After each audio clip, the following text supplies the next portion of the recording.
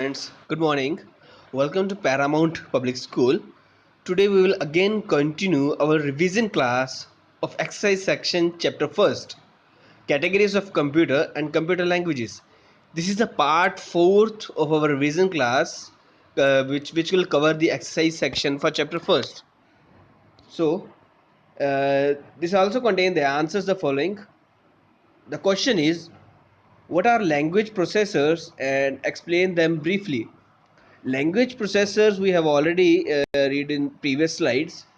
So in layman language, what is a language processor? Language processor is a translator. ये एक translator होता है language processor. It's a type of software which can translate the programming language to machine language. Means जो user code type करता है उस code को machine language में जो ट्रांसलेट करता है उसे हम लोग लैंग्वेज प्रोसेसर्स बोलते हैं. For example, if you persons don't understand any language, you need a translator. अगर आपको फॉर एग्जाम्पल आप फ्रांस में चले जाते हैं, आपको फ्रेंच नहीं आती है, यू ओनली नो हिंदी और इंग्लिश, तो वहाँ की लैंग्वेज समझने के लिए यू नीड अ ट्रांसलेटर जो आपकी लैंग्वेज उनको समझाए और उनकी लैंग्वेज आपको समझाए. That is called a language processor. Same in the case of computers. Same computers need a language processor to translate a programming language or a program code to machine language. ठीक है. So how many types of language processor are there? There are three types of language processors: assembler, compiler and interpreter. We also call them translators. Language processors को हम translators भी बोलते हैं. तीन type के होते हैं: assembler, compiler and interpreter. So first compiler क्या होता है. देखिए कंपाइलर क्या होता है, whenever you write a program, जब आप एक पूरा कोड या कोई प्रोग्राम लिखते हैं और जब हम उसको ट्रांसलेट करते हैं, कंप्यूटर को बोलते हैं कि अब इसको ट्रांसलेट करो, then a compiler helps us to translate that program to high level language. किसी हाई लेवल लैंग्वेज का जब हम प्रोग्राम लिखते हैं उसको ट्रांसलेट कौन करता है? कंपाइलर करता है. अब वो कंपाइलर उसको ट्रांसलेट करता है, कैसे करता है? वो होल प्रोग्राम को स्कैन करता है और उस पूरे प्रोग्राम में जो एरर्स होंगी या आउटपुट होगी वो हमें एट सेम टाइम हमें वो डिस्प्ले करवा देगा in one go means same time पे पूरा प्रोग्राम वो कंपाइल करेगा, वो ट्रांसलेट करेगा और उसकी हमें आउटपुट दे देगा. आइदर इट कंटेन्स एरर, और या अगर एरर कोई भी नहीं है तो हमें आप आउटपुट आ जाएगी.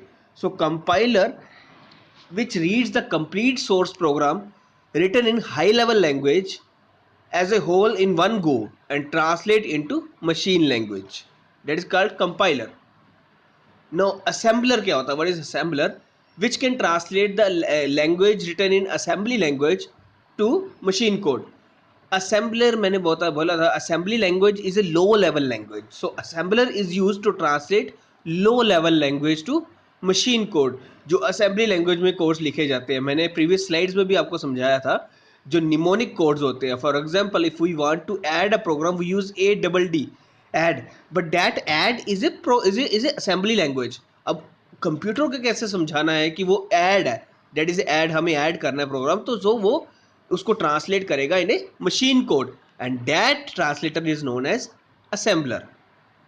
And what is interpreter? There is a very little difference between compiler and interpreter. दोनों का वर्किंग सेम होती है, बट डिफरेंस क्या है?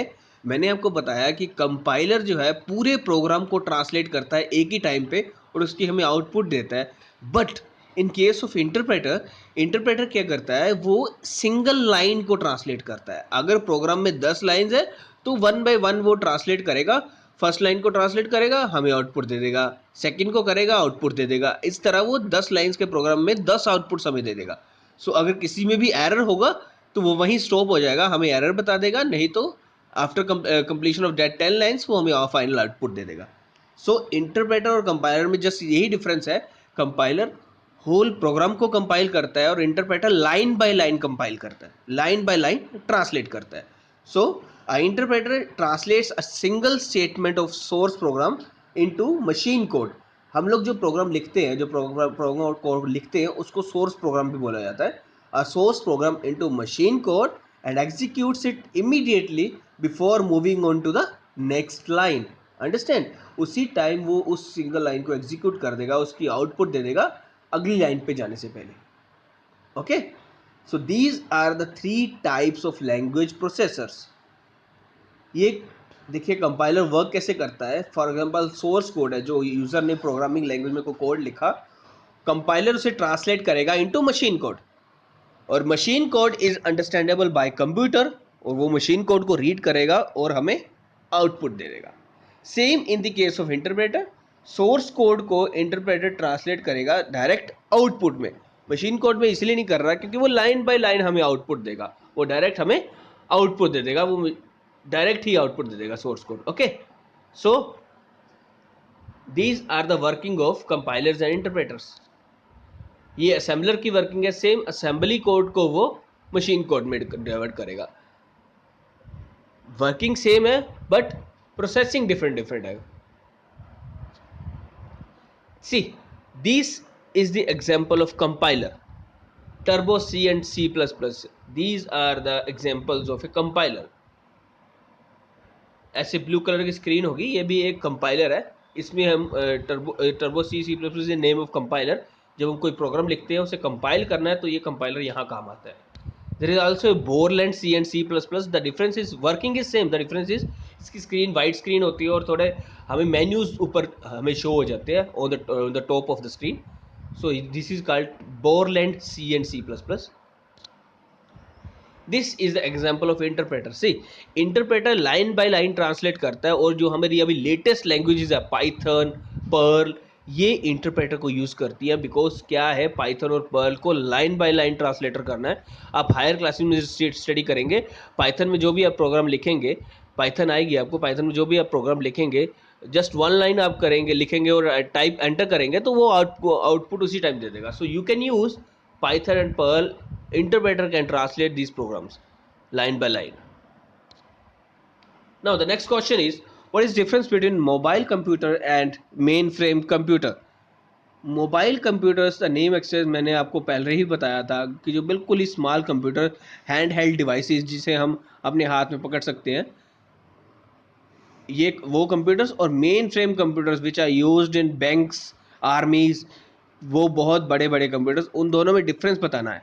सो पहला डिफरेंस तो वेरी सिंपल है, आपको पता ही होगा. Mobile computers are small in size and small size of disk is used. Mobile computers में इतना मेमोरी नहीं होता है जितना मेन फ्रेम कंप्यूटर्स में होता है. मेन फ्रेम कंप्यूटर्स है large size of disk is use. Mainframe computer में बहुत बड़ी मेमोरी यूज होती है. मोबाइल कंप्यूटर्स में लिमिटेड मेमोरी यूज होती है, छोटी सी. मोबाइल कंप्यूटर्स आर स्मॉल और less memory storage than mainframe computers, and mainframe computers has large memory storage. Obviously जिसमें बड़ी हार्ड डिस्क यूज हुई है, बड़ा मेमोरी डिस्क यूज हुई है, वो हाई लार्ज मेमोरी स्टोरेज करेगा as compare to mobile computers. Mobile computers में लेस छोटी मेमोरी यूज हुई है, तो वो उतना ही स्टोरेज करेगा अपने में. अब ये ऐसा है कि जैसे जो मोबाइल कंप्यूटर है स्मॉल साइज, सो उसकी प्रोसेसिंग स्पीड भी उतनी ही होगी. So processing speed of mobile computers are slower than mainframe computers. And mainframe computers I have already told that they are used in banks and they are used by our army and defence services. So उस for any large amount of transactions, so उसकी speed भी बहुत high होगी. Processing speed of mainframe computers are very high. The mobile computers cost is less और is inexpensive. Obviously है, अगर आप mobile smartphone खरीदते हो मार्केट से, एक पीडीए खरीदते हो, तो वो आपको 10 to 15,000 20,000 में मिल जाएगा. But the main frame computers का प्राइस जो होता है वो इन लैक्स होता है, इन क्रोर्स होता है. So because they are use for higher transactions, बड़े काम के लिए यूज करना है उनको, so they are very costlier. Mobile computers are cheaper than mainframe computers. And now last but not least, very simple, mobile computers को जिनको आप हाथ में पकड़ सकते हैं, you can easily carry them from one place to another. कहीं भी उसको लेके जा सकते हैं, they are portable. But mainframe computers are not portable because वो एक पूरा रूम के जितनी स्पेस कवर करते हैं. So it's not easy to carry them from one place to another every time. So they are not portable. उन्हें एक ही जगह फिक्स करके रखा जाता है. ठीक है. These are some differences between mobile computers and mainframe computers. So by ending of this fifth question, we have completed the exercise section of chapter first. हमारा चैप्टर फर्स्ट का एक्सरसाइज सेक्शन कंप्लीट हो गया। और अब next हम discuss करेंगे chapter second का exercise section, उसके क्वेश्चन आंसर, उसके मल्टीपल चॉइस क्वेश्चंस, उसके ट्रू फॉल्स, वो सब हम डिस्कस करेंगे in the next class. Okay, so read carefully, इन सभी क्वेश्चंस को केयरफुली रीड कीजिए। और आपको अगर कोई भी प्रॉब्लम है फेस होती है, if you face any problem, just revert back us. Okay, so thank you so much students, thank you so much.